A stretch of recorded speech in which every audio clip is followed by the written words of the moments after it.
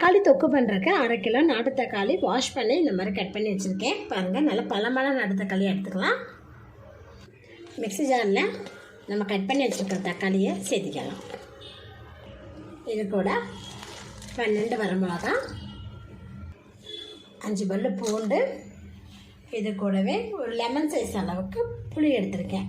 Seedless புளி எடுத்துக்கோங்க.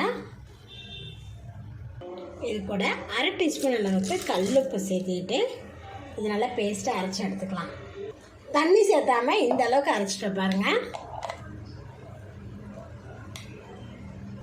பாத்திரத்தில் 5 டீஸ்பூன் அளவுக்கு எண்ணெய் விட்டுக்கோங்க.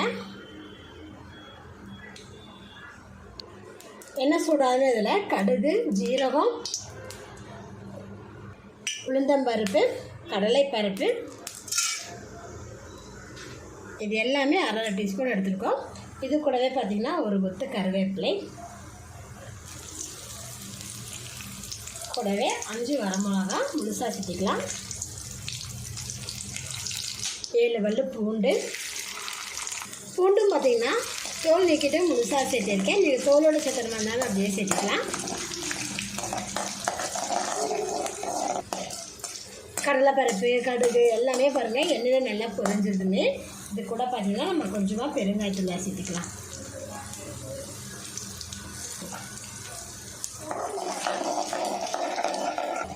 பெருங்காயத்தூளும் பார்த்திங்கன்னா எண்ணெயில் நல்லா பொரிஞ்சிருச்சு. இப்போ இது கூட பார்த்திங்கன்னா நம்ம அரைச்சி வச்சுருக்கிற இந்த தக்காளி விழுது இதில் சேர்த்துடுங்க.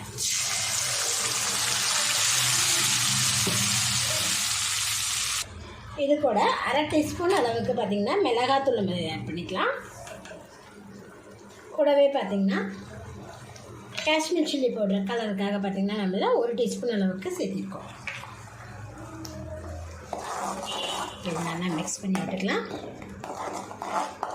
தக்காளி பூண்டெல்லாம் பார்த்திங்கன்னா வதக்காமல் தான் நம்ம ஃப்ரெஷ்ஷாக அரைச்சிருக்கோம். அதனால் இப்போ நல்லா வதக்கி விட்டுட்டு லோ ஃப்ளேம்லேயே இது நம்ம குக் பண்ணிக்கலாம். டேஸ்ட்டுக்கு பார்த்திங்கன்னா கொஞ்சமாக சால்ட் ஆட் பண்ணிக்கலாம். ஏற்கனவே நம்ம அரைக்கும் போது கல்லுப்பு வேறு ஆட் பண்ணியிருந்தோம். அதனால் தேவையான அளவுக்கு உப்பு சேர்த்துக்கணும். சேர்த்துட்டு பாருங்கள், நல்லா கலந்து விட்டுட்டு இப்போ இது நல்லா பாயில் ஆகட்டும்.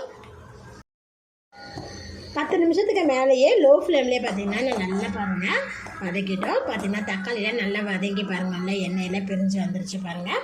நம்மளுக்கு நல்லா ஒரு டேஸ்டியான தக்காளி தொக்கு ரெடி ஆகிடுச்சு. 1 கிலோ செய்கிற மாதிரி இருந்துச்சுன்னா உங்களுக்கு வந்து பார்த்திங்கன்னா மெஷர்மெண்ட் வந்து டபுளாக போட்டுக்கோங்க. இப்போ நம்ம இதை ஸ்டவ் ஆஃப் பண்ணிக்கலாம். இந்த தக்காளி தொக்கு பார்த்திங்கன்னா சாதம், இட்லி, தோசைக்கெல்லாம் சைட் டிஷ் சாப்பிட்டு ரொம்ப சூப்பராக இருக்கும் ஃப்ரெண்ட்ஸ்.